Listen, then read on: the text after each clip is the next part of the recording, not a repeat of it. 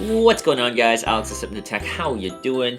We have iOS 10 on my iPhone SE, and if you haven't seen that video, the full review of the iPhone SE that we did way back when, be sure to check that out. But this was one of my favorite phones earlier this year. It's crazy to think that it was only earlier this year that this phone came out. But this is no longer the newest iPhone. We got the iPhone 7 now. However, this is the newest iPhone without 3D Touch to get iOS 10. And for those of you who know, the iOS 10 update is very 3D Touch heavy. There's a lot of additional features for 3D Touch that makes the iPhone experience feel a lot better. We don't have that here, so we're going to check out what iOS 10 does for the iPhone SE. I've had the update for a little more than almost 2 weeks, basically. But I did get the iOS 10.0.1 update over the weekend. That supposedly fixed a lot of connectivity issues that we were experiencing on T-Mobile and some potentially other networks. So let's check it out. What does iOS 10 do for us iPhone SE users?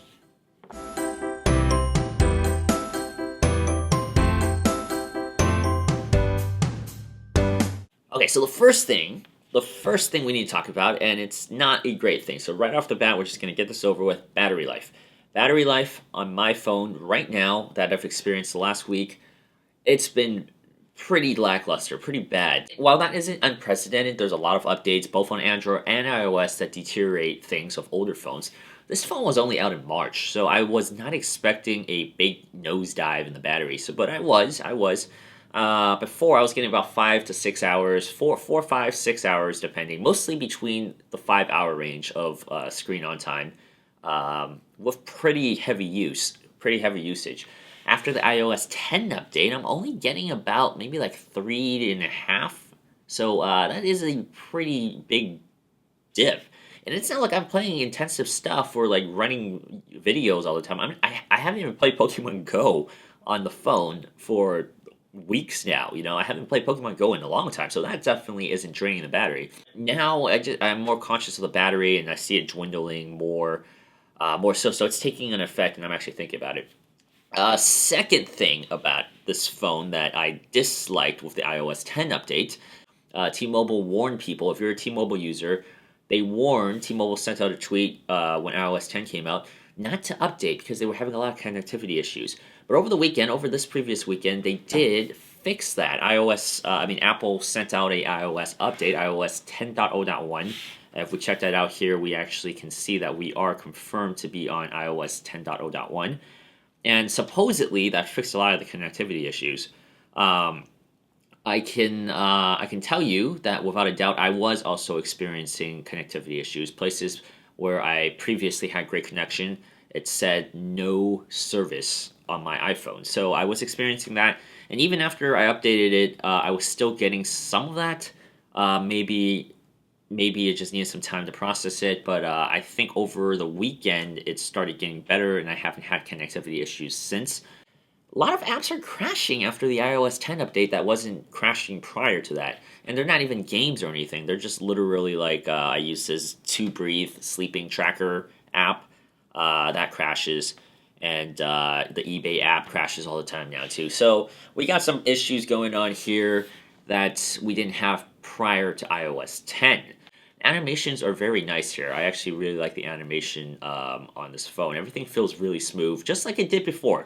I mean, in iOS 9, whatever version was the previous one before I updated, it was also a very decent experience here. So all the animations are great. Look at that drop down; it just like bounces, and it's beautiful. This is a great experience.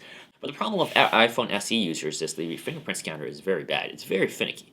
So as you can see here, it didn't recognize my ID. Like my Touch ID is just really bad. It's a fingerprint magnet.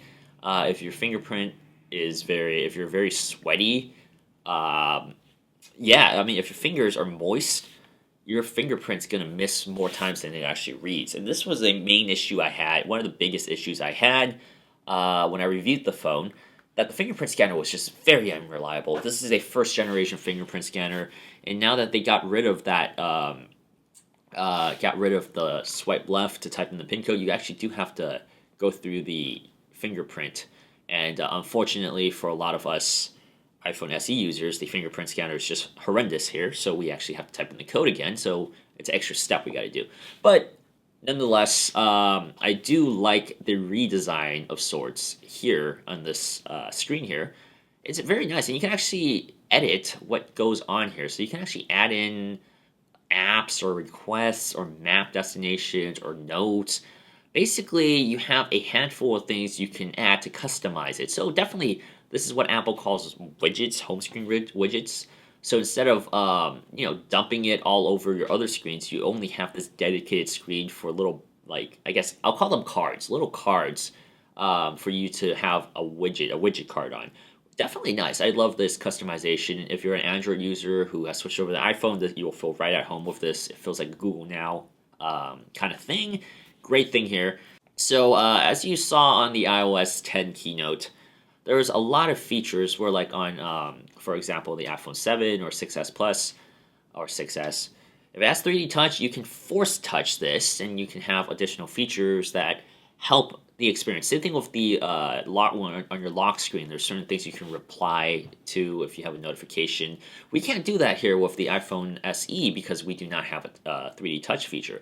Instead, what we are left with is all the other features, like, for example, what we have here on the Apple Watch. That if you've used the Apple Watch in the past, you're very accustomed to this, where you can kind of like doodle here, change the color. You can like make some artwork here and send it to somebody, and they can actually see the process of it drawing. So you have that feature here, and of course, the big thing about this phone is the emojis. The emojis is supposedly a big part of this update, and it is, because you have like emoji tracking predictions.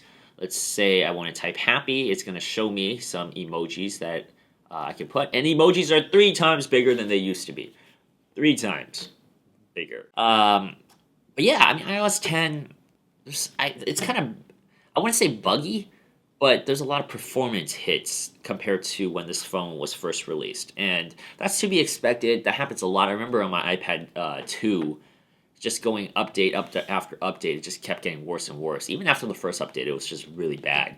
So I've never had a good experience updating iOSs. So those are my thoughts. Let me know how your iPhone experience is on iOS 10, especially if you have the SE, because we're in the same boat. We don't have 3D touch, and it is a different experience without the 3D touch.